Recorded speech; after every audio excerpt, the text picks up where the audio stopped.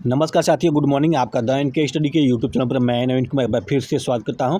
तो लोकसभा चुनाव के बाद जो है कि एक्शन मोड में दिखी उत्तर प्रदेश सरकार, क्योंकि उत्तर प्रदेश सरकार इसलिए एक्शन मोड में दिखी क्योंकि जो परिणाम थे आशाजनक नहीं थे और शायद सरकार को केंद्र सरकार को और राज्य सरकार को ऐसा लग रहा था कि उत्तर प्रदेश की सभी लोकसभा सीटें आसानी से जीत लेगी, लेकिन ऐसा नहीं हुआ।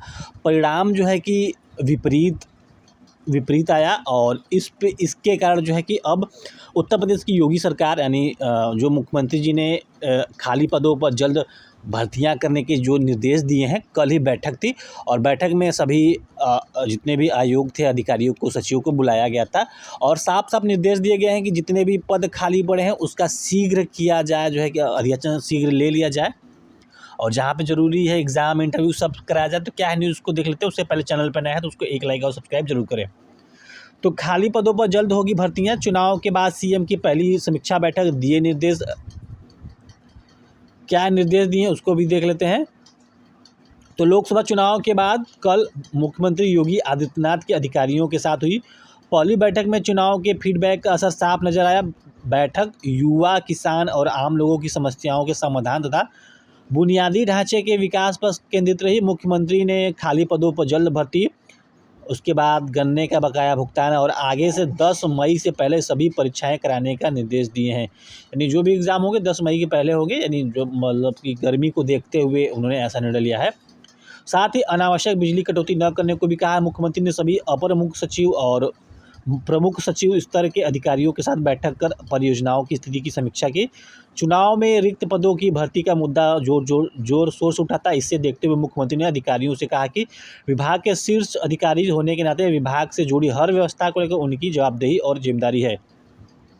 तो सरासर इसमें उत्तर प्रदेश सरकार की गलती कहीं, अगर उत्तर प्रदेश सरकार 2018 के बाद से जो प्राथमिक शिक्षक भर्ती नहीं आई है, अगर शायद प्राथमिक शिक्षक भर्ती दे देती तो ऐसी स्थिति उत्पन्न होती, क्योंकि सरकार से जो है कि युवा खास तौर से जो है कि परेशान थे और खुश नहीं थे, क्योंकि तमाम प्रकार की भर्तियां अटकी पड़ी थी और सरकार लगातार दावे पे दावे करती रही, खोखले वादे करती रही और नतीजा अब आपके सामने है। नतीजा हम लोग के सामने है कि क्या हुआ और कैसे हुआ और क्यों हुआ।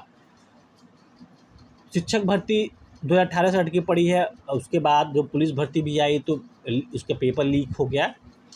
2022 के बाद शिक्षा सेवा चयन जो आयोग है, चाहे माध्यमिक हो चाहे उच्चतर हो, सभी को ठप कर दिया गया और केवल 2 साल से अभ्यर्थियों के हाथों में झुंझुना पकड़ाया गया। तो इसी वजह से जो है कि इसका खामियाजा ना उत्तर प्रदेश सरकार और केंद्र की सरकार को भुगतना पड़ा उत्तर प्रदेश में, कि जहां 80 पे 80 सीटों के जीतने का दावा किया जा रहा था और स्थिति बिल्कुल उलट हो गया। तो मुख्यमंत्री ने कहा है कि जिन विभागों के खाली पदों पर नियुक्ति होनी है वहां से प्रस्ताव तत्काल चयन आयोग को भेजा जाए। प्रस्ताव भेजने से पूर्व नियमावली का बारीकी से परीक्षण करें। चयन आयोग को गलत और अधूरा प्रस्ताव न भेजे ताकि देरी न हो। नियुक्ति प्रक्रिया को सरल बनाने के लिए ई प्रस्ताव की व्यवस्था का उपयोग करने और समय सीमा तय करने के भी निर्देश दिए हैं। इसी तरह उन्होंने कर्मचारियों की सहूलियत को ध्यान में रखते हुए शिक्षकों के तबादले की कार्रवाई जल्द पूरी करने का निर्देश दिया है। कहा कि सरकारी स्कूलों में हर बच्चा ड्रेस में ही आएगा। तो तमाम प्रकार के जो है कि समीक्षा में तमाम प्रकार के निर्देश दिए गए हैं कि सभी कार्य किए जाए। वैसे आपको बता दें, कल चुनाव आयोग का कोड ऑफ कंडक्ट यानी आचार संहिता समाप्त हो चुका है। अब आचार संहिता समाप्त हो चुका है तो उत्तर प्रदेश के युवाओं की नज़र एक बार फिर से उत्तर प्रदेश शिक्षा सेवा चयन आयोग की ओर चली गई है कि उत्तर प्रदेश शिक्षा सेवा चयन आयोग चुनाव के पहले जो है कि गठित की गई थी और चुनाव का हवाला दे दिया गया था कि बीच में चुनाव है। कोड ऑफ कंडक्ट लागू हो चुका है तो ऐसे में कोई विज्ञापन जारी नहीं होगा। तो अब आज से ये देखना है कि अब आज से नया शिक्षा सेवा चयन आयोग क्या कार्य करता है, कैसे कार्य करता है, कितनी जल्दी कार्य करता है, क्या यूपी टेट कराएगा, क्या शिक्षक भर्ती सुपर टेट कराएगा या फिर असिस्टेंट प्रोफेसर भर्ती कराएगा, टीजीटी पीटी भर्ती कराएगा, एलटी ग्रेड भर्ती कराएगा, खंड शिक्षा अधिकारी भर्ती कराएगा, जीआईसी भर्ती कराएगा, जीआईसी प्रिंसिपल की भर्ती कराएगा। तमाम प्रकार की भर्तियाँ पड़ी हुई है। तो देखने वाली बात है कि कौन कौन से विज्ञापन जारी होते हैं और सबसे प्रमुख बात यह है कि टीजीटी पीटी असिस्टेंट प्रोफेसर की भर्ती प्रक्रिया जो पिछले 2 साल से लटकी हुई है तो उसको जल्द से जल्द आने वाले कुछ दिनों में डेट घोषित किया जाए असिस्टेंट प्रोफेसर के लिए और टीजीटी पीजीटी के लिए। तो मुख्यमंत्री ने कल समीक्षा बैठक में गर्मी में अनावश्यक बिजली कटौती भी नहीं करने के निर्देश दिए गए हैं और लोगों से जुड़े कार्यों को अनदेखी बर्दाश्त नहीं। युवाओं की सहूलियत का ध्यान, भीषण गर्मी से पहले होगी परीक्षा। तो क्या है न्यूज़? तो मुख्यमंत्री ने युवाओं की सहूलियत को ध्यान में रखते हुए कहा कि विश्वविद्यालय, महाविद्यालय, इंजीनियरिंग कॉलेज, पॉलिटेक्निक, ITI आदि सभी शैक्षिक संस्थानों में शैक्षिक कैलेंडर इस प्रकार तैयार किए जाए कि 10 मई तक सभी आवश्यक परीक्षा संपन्न हो जाएं। भीषण गर्मी के मौसम में परीक्षाओं से परहेज किया जाना चाहिए। तो ये बात की बात है। फिलहाल जो सबसे बड़ी बात है कि ये परीक्षा जो है कि अपने टाइम से हो जाए, वही बड़ी बात है, और टाइम से रिजल्ट निकाला जा सके।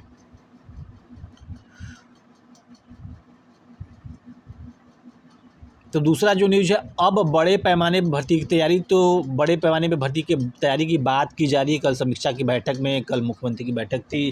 शासन स्तर पर अटकी UPPSC की भर्तियों को शीघ्र ही हरी झंडी मिलने का आसार है। तो उत्तर प्रदेश लोक सेवा आयोग से GIC की भर्ती होनी है, जो पिछले 2020-21 में आई थी। उत्तर प्रदेश लोक सेवा आयोग से ही असिस्टेंट प्रोफेसर GDC की भर्ती होनी है। लोक सेवा आयोग से खंड शिक्षा अधिकारी की भर्ती होनी है। उत्तर प्रदेश लोक सेवा आयोग से आपका LT ग्रेड की भर्ती होनी है। यानी कुछ भर्तियां हैं जो लगातार जो है कि अनदेखी का शिकार रही हैं। अगर शासन चाहता, सरकार चाहती, तो आसानी से इसके नियमावली को जो चेंज किए गए हैं, अप्रूवल मिल सकता था। जो अर्हता के विवाद है, आसानी से 1-2 दिन में सुलझ सकता था। तो अब देखने वाली बात होगी कि अभी सरकार और शासन कितने दिन और लेगी नियमावली को दुरुस्त करने के लिए, नियमावली पर हरी झंडी देने के लिए और अर्हता के विवाद को समाप्त करने के लिए। तो इस बार लोकसभा चुनाव में भर्तियों और पेपर लीक का मुद्दा छाया रहा। यूपी में भाजपा को लगे तगड़े झटके के बाद अब बड़े पैमाने पर भर्तियां शुरू करने की तैयारी की जा रही है। वैसे भी ये कहीं ना कहीं सत्यता है कि अगर फिर से उत्तर प्रदेश में सरकार जो है कि लोकसभा की सीटें जीत जाती, अच्छी खासी जीत जाती, तो शायद युवाओं के साथ फिर से ऐसा छलावा होता रहता। क्योंकि डेंट लगाना ज़रूरी है। सरकार अगर जब चाहे कोई भी सरकार हो, अगर युवाओं की बात नहीं सुनेगी, किसानों की बात नहीं सुनेगी, व्यापारियों की बात नहीं सुनेगी, तो कहीं ना कहीं उनके सीटों में डेंट लगाना ज़रूरी है। उनको सरकार से हटाना ज़रूरी है। तब जाके एक लोकतंत्र का सही मायने जो है कि चरितार्थ होगा। वरना सरकारें जो है कि अपने मनमानी लगातार करती रहेगी और कोई युवाओं का सुध नहीं लेगा। तो उत्तर प्रदेश लोक सेवा आयोग ने जहां वर्ष 2024 का संशोधित कैलेंडर जारी कर दिया है, वहीं उत्तर प्रदेश शिक्षा सेवा चयन आयोग अगस्त के अंत या सितंबर की शुरुआत में से लंबित पड़ी भर्तियां शुरू कराने जा रहा है। तो अब देखिए, पहले ये दावे किए जाते हैं कि जो भर्तियां हैं जुलाई के लास्ट में और अगस्त के पहले सप्ताह में जो है कि असिस्टेंट प्रोफेसर की भर्ती का एग्ज़ाम होगा। लेकिन अब देखिए यहाँ पे कैसे जो है कि चतुराई के साथ 1 महीने आगे खिसका दिया गया है कि उत्तर प्रदेश शिक्षा सेवा चयन आयोग अगस्त के अंत या सितंबर की शुरुआत से लंबित पड़ी भर्तियां शुरू कराने जा रहा है। तो लंबित पड़ी भर्तियां कौन सी? असिस्टेंट प्रोफेसर की भर्ती पड़ी है लंबित, और TGT PGT की भर्ती लंबित पड़ी है। तो अब इसको अगस्त के अंत तक ले जाए। पहले दावे किए जाते हैं कि जुलाई के लास्ट तक भर्तियां शुरू होगी, लेकिन अब इसको 1 महीने और बढ़ा दिया गया है। अगस्त के अंत तक या सितंबर की शुरुआत से कर दिया गया है। एक तरफ आयोग ने संशोधित कैलेंडर में PCS 2024, सम्मिलित राज्य कृषि सेवा परीक्षा 2023, RO ARO प्रारंभिक परीक्षा 2023, अपर निजी सचिव परीक्षा जैसी महत्वपूर्ण भर्तियों के लिए परीक्षाओं की तिथियां घोषित कर दी है। वहीं दूसरी ओर शिक्षा सेवा चयन आयोग ने अगस्त के अंत या सितंबर की शुरुआत में अशासकीय महाविद्यालयों में असिस्टेंट प्रोफेसर के 1017 पदों पर 2 साल से लंबित पड़ी भर्ती के लिए परीक्षा कराने की तैयारी कर रहा है। तो अब शीघ्र ही अशासकीय महाविद्यालयों के लिए जो एग्ज़ाम होना है असिस्टेंट प्रोफेसर का, शीघ्र ही कुछ दिनों में ये एग्ज़ाम डेट घोषित कर देना चाहिए कि वास्तव में आयोग एग्ज़ाम कब कराना चाहता है या एग्ज़ाम की तिथि कब तय की गई है। ये शीघ्र ही आयोग की मीटिंग में डिक्लेयर कर देना चाहिए। इसके अलावा अशासकीय माध्यमिक विद्यालयों में सहायक अध्यापक, TGT प्रवक्ता, PGT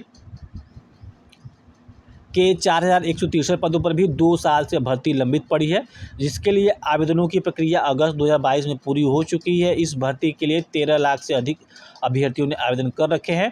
असिस्टेंट प्रोफेसर भर्ती परीक्षा के बाद TGT PGT परीक्षा कराने की योजना है। यह परीक्षा भी इसी साल कराने की तैयारी है। साथ ही प्राथमिक विद्यालयों में 6 साल बाद शिक्षक भर्ती के लिए विज्ञापन जारी करने की तैयारी है। तो सुपर टेट का जल्द ही आपको देखने को मिल जाएगा, लेकिन उससे पहले योजना है कि एक सुपर टेट के पहले एक यूपी टेट का भी आयोजन सरकार करा सकती है, शासन करा सकती है। तो यूपी टेट के बाद ही सुपर टेट आएगा। अब देखने वाली ये बात होगी कि सुपर टेट में कितने वैकेंसी आते हैं, क्योंकि कुछ साल पहले ये वैकेंसी जो है लगभग 50,000 के आसपास, 51,000 के आसपास सरकार ने विधानसभा के सत्र में खुद स्वीकार की थी। तो अभी एक न्यूज़पेपर के माध्यम से जानकारी दी गई थी कि पिछले 6 साल में प्रत्येक साल कई हज़ार जो है कि पद रिक्त हो रहे हैं प्राथमिक विद्यालय में।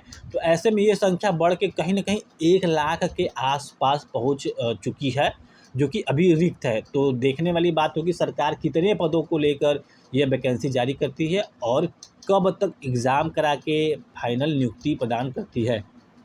तो भर्तियों की जांच के नाम पर भी मिला धोखा। प्रतियोगी छात्र ने कहा है कि भर्तियों की जांच के नाम पर भी अभ्यर्थियों को धोखा ही मिला है। फंसी 5 भर्तियों के भी शुरू होने के आसार है। तो उत्तर प्रदेश लोक सेवा आयोग को कई भर्तियों के लिए रिक्त पदों के अधियाचन मिल चुके हैं, लेकिन पाठ्यक्रम संशोधन, स्क्रीनिंग परीक्षा से संबंधित नियमावली, परीक्षा योजना आदि को शासन से मंजूरी मिलने के बाद ये भर्तियां अटकी हुई है।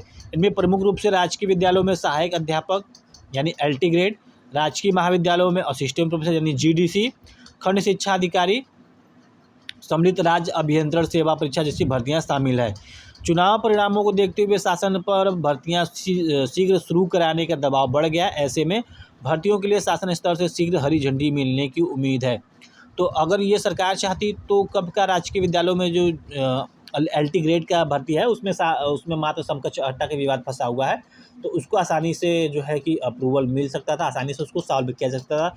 इधर जो है कि नई नियमावली बनाई गई है GDC को लेकर, तो इसमें नई नियमावली को आसानी से इस पर भी हरी झंडी मिल सकती है, मुहर लगाया जा सकता है।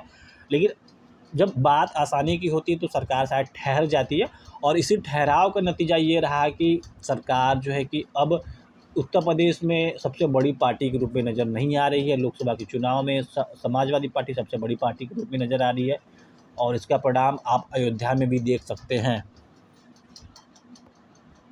UPPSC की भर्तियां भी वर्षों से अटकी पड़ी है। तो जो भी द NK स्टडी के द्वारा आपके समक्ष बातें की जा रही है, मात्र जो है कि ये किसी राजनीतिक कटाक्ष नहीं है, यह केवल अभ्यर्थियों की तरफ से है कि अभ्यर्थियों के साथ अगर ऐसा छलावा होगा तो शायद अभ्यर्थी इसका जवाब अपने वोट के माध्यम से देंगे, और सरकार को चाहे तो बैठा सकते हैं, चाहे तो गिरा सकते हैं।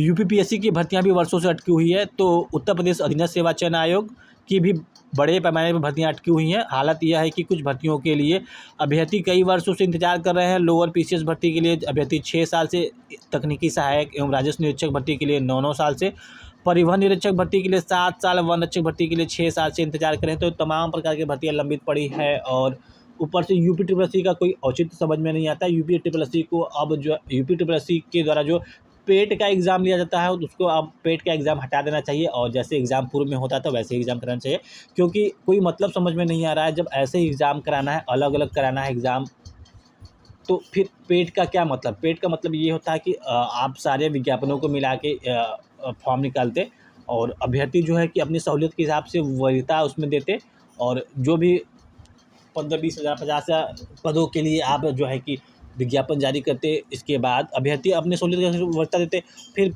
मेरिट को बनाया जाता, और अभ्यर्थी जो है कि जिनका जितना नंबर था, जितने पद थे, उसी हिसाब से कट ऑफ बना के एक ही विज्ञापन में सारा कुछ किया जा सकता था। लेकिन ऐसा नहीं, अलग अलग विज्ञापन जारी किए जाते हैं, अलग अलग फॉर्म फीस लिए जाते हैं, फिर अलग अलग एग्ज़ाम होते हैं अलग अलग डेट में। फिर उसके बाद ये प्रक्रिया खींचता चला जाता है। लेखपाल का हस्त्र क्या हुआ आप देख रहे हैं, और तमाम भर्ती विज्ञापनों का हस्त्र क्या हुआ आप देख रहे हैं। तो इसीलिए पेट को अब ख़त्म कर दिया जाना चाहिए, और यही सही तरीका भी है। तो राजकीय कॉलेजों में प्रिंसिपल के 554 पद खाली हैं। प्रिंसिपल न होने से विद्यालयों में शिक्षण व्यवस्था जो प्रभावित हो रही है। तो प्रदेश भर के 554 राजकीय इंटर कॉलेज में प्रिंसिपल पद के खाली है, और प्रिंसिपल के पद को भर जाने के लिए भी कवायद शुरू हो चुकी है। तो देखने वाली बात होगी ये कब तक क्या हो पाता है। जो सारे विज्ञापन हैं, जो सारे बातें हैं कि मुख्यमंत्री की बातों में कितना दम है, और ये कब तक सारी चीज़ों को करा पाते हैं, और कब तक अभ्यर्थी इससे राहत की सांस लेंगे। तो फिलहाल इस वीडियो में बस इतना ही। मिलते हैं आप लोगों से अगले वीडियो में बने द इनके स्टडी के साथ। बहुत बहुत धन्यवाद।